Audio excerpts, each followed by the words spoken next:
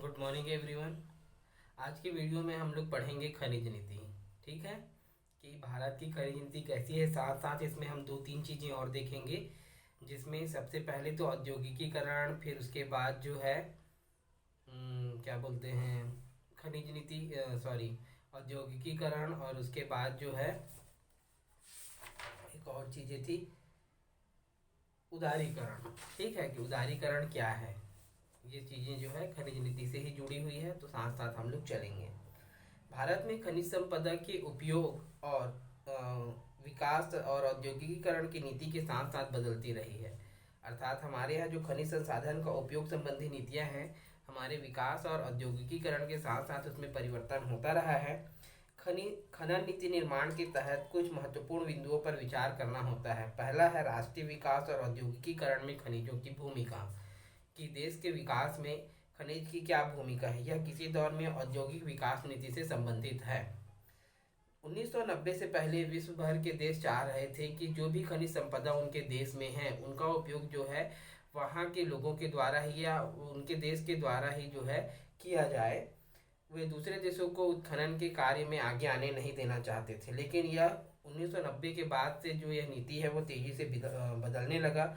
आपको याद होगा, वैश्वीकरण का नया दौर 1990 के दशक में शुरू हुआ। ऑस्ट्रेलिया, कनाडा, दक्षिण अफ्रीका, इंडोनेशिया, चीन जैसे खनिज प्रचुर देश अपनी नीति को बदलने लगे ताकि खनन में निजी कंपनियां और बहुराष्ट्रीय कंपनियों को बढ़ावा मिले। वे नई तकनीकी और पूंजी लेकर आए और औद्योगिक उत्पादन की बढ़ती मांग के लिए खनिज संसाधन का दोहन करें। ठीक है, 1990 तक जो है प्रत्येक देश यह चाह रहा था कि उनके देश में जो भी खनिज संसाधन है उसका उपयोग वे स्वयं करें।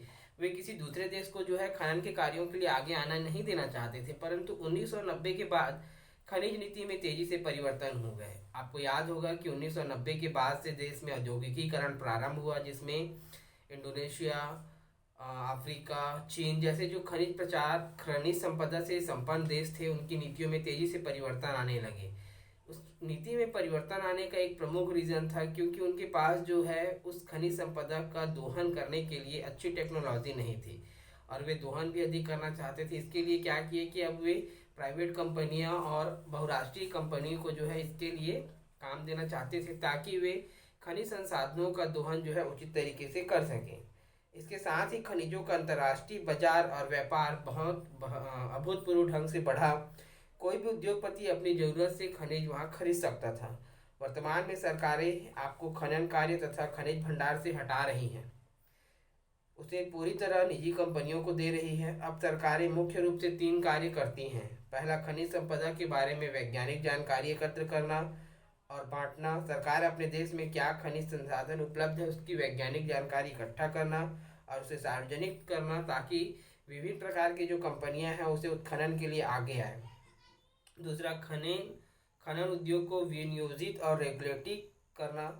सरकारों का दायित्व है कि खनन कायदे कानून के तहत हो और पर्यावरण के सुरक्षा को अनदेखा ना किया जाए। सरकारी कंपनियों को खनिज भंडार खोजने और उत्खनन की अनुमति देता है, और यह सुनिश्चित करता है कि जो भी कंपनियां हैं वह खनन के कार्यों के लिए जो भी नियम एवं शर्तें हैं उसका पालन करें। तीसरा, खनन से शुल्क या कर वसूल करना।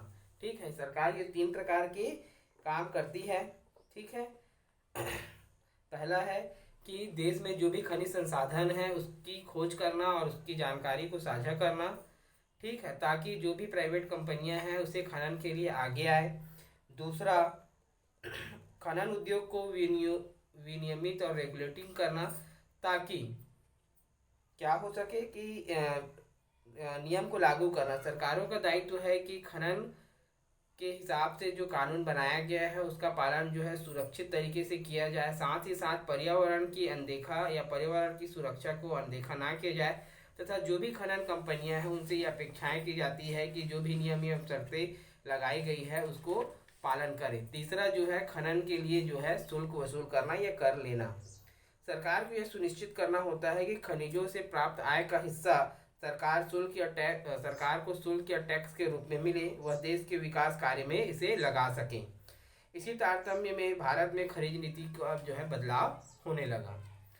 भारत में आर्थिक उदारीकरण की शुरुआत 1991 से प्रारंभ हुई। उन्नीस सौ तिरानवे में सरकार ने एक राष्ट्रीय खनिज नीति की घोषणा की जिसमें कहा गया कि सरकार केंद्रीय उपक्रमों के लिए आरक्षित खनिज को भी अब निजी क्षेत्रों को देगी।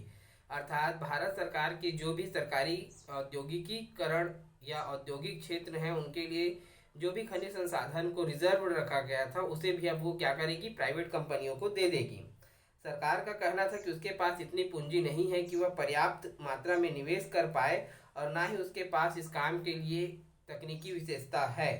इस कारण से देश खनिज उत्पादन में पिछड़ रहा है और खनिज की बढ़ती मांग अंतर्राष्ट्रीय मांग का लाभ उठा नहीं पा रहा है। इस वजह से सरकार ने निजी व विदेशी कंपनियों को आमंत्रित करने का निर्णय लिया। 1994, 99 और 2008 में खनिज कानूनों में संशोधन किए गए ताकि निजी निवेशकों और विदेशी कंपनियां आसानी से भारतीय खनन उद्योग में निवेश कर सकें। जब भी आप ये वीडियो देखते हैं अपने पास बुक जरूर रखें, ठीक है। तो भारत में 1990 के बाद जो है उदारीकरण का दौर प्रारंभ हुआ। 1993 में सरकार ने एक नई राष्ट्रीय खनिज नीति का जो है क्या किया, घोषणा किया। इसके तहत जो है सरकार ने क्या किया कि जो अपने पास सरकारी उपक्रम की जो कंपनियां थी उनके लिए जो उन्होंने आरक्षित संसाधन के भंडार रखे थे उसे भी जो है वे प्राइवेट सेक्टर को देने का निर्णय लिया। इसके लिए सरकार ने ये कहा कि उनके पास जो है भारी मात्रा में निवेश करने के लिए एक तो पूंजी नहीं है, दूसरा उत्खनन के लिए जो है उनके पास क्या नहीं है, अच्छी टेक्नोलॉजी नहीं है।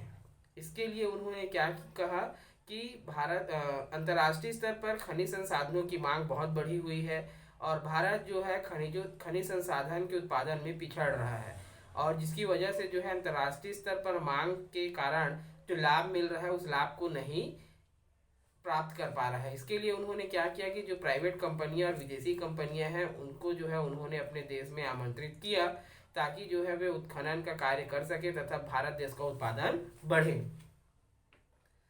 इसके लिए जो है 1994, 99 और 2008 में जो है नई खनिज नीति अपनाई या कहने की जो खनिज नीति थी उसमें जो है उन्होंने परिवर्तन किए। उसका मुख्य रीजन जो विदेशी कंपनियां थी उसे आसानी से भारतीय उद्योग में निवेश करते बने।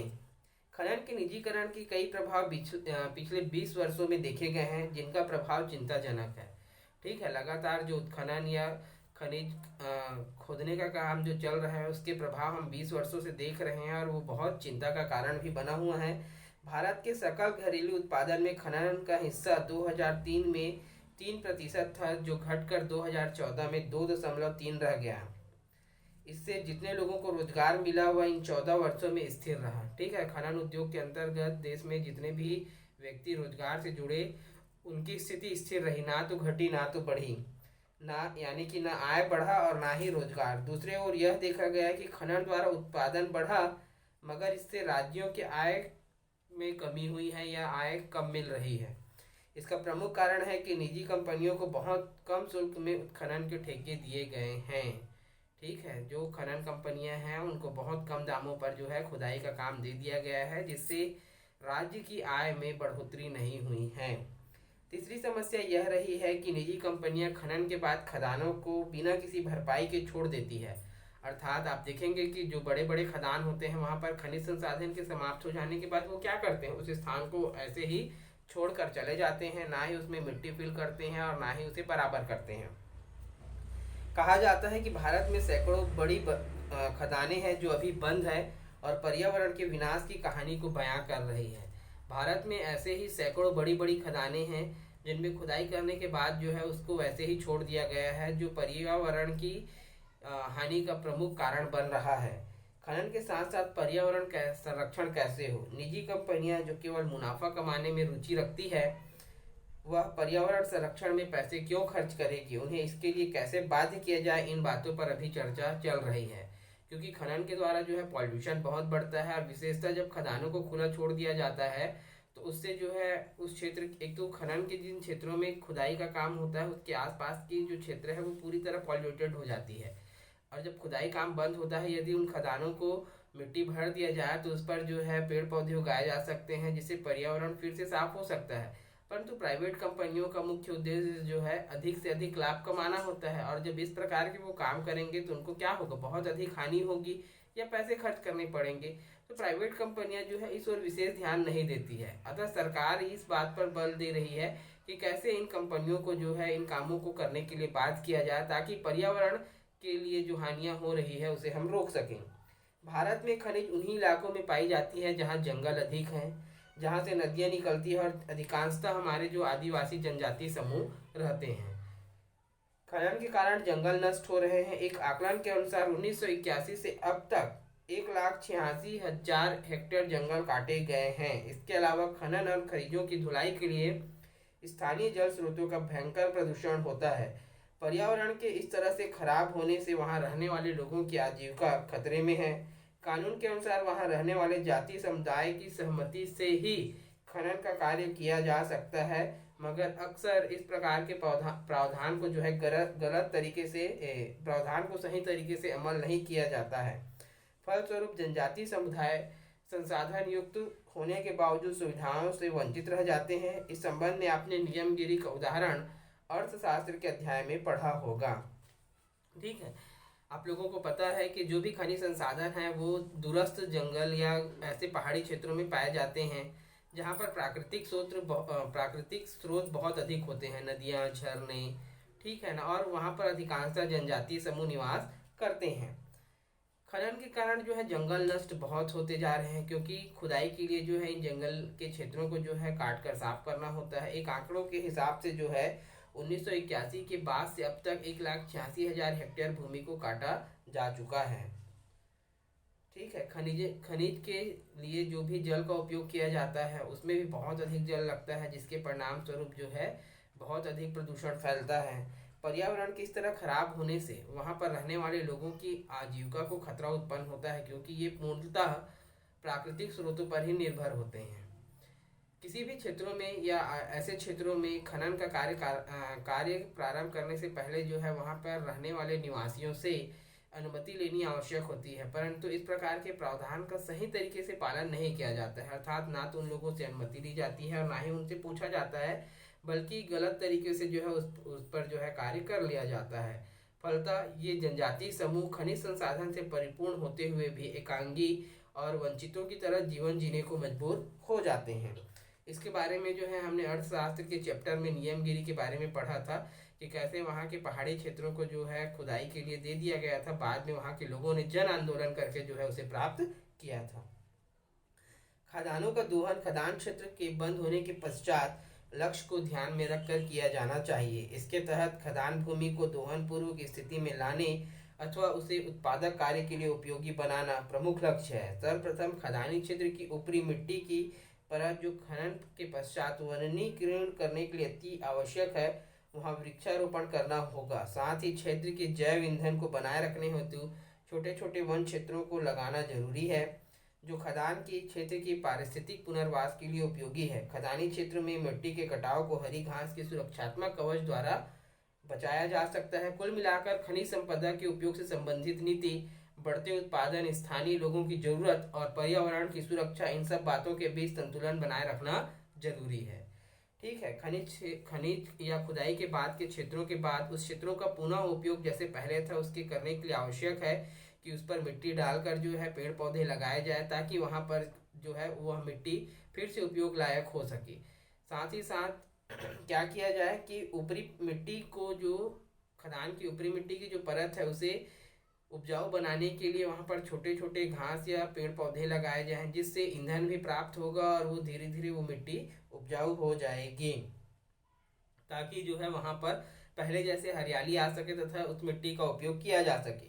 खदानी क्षेत्रों में मिट्टी के कटाव को हरी भरी घास लगाकर रोका जा सकता है। कुल मिलाकर खनिज संपदा से संबंधित जो भी नीति है वहाँ के लोगों की सुरक्षा और पर्यावरण की सुरक्षा को ध्यान में रखकर बनाया जाए, ताकि खनिज संसाधन का उपयोग भी हो और लोगों को किसी प्रकार की परेशानी ना हो। ठीक है बच्चों, ये थे हमारी खनिज संसाधन की नीति। कोई भी डाउट होगा तो जरूर पढ़ेंगे, बच्चे पूरा वीडियो देखेंगे। Thank you.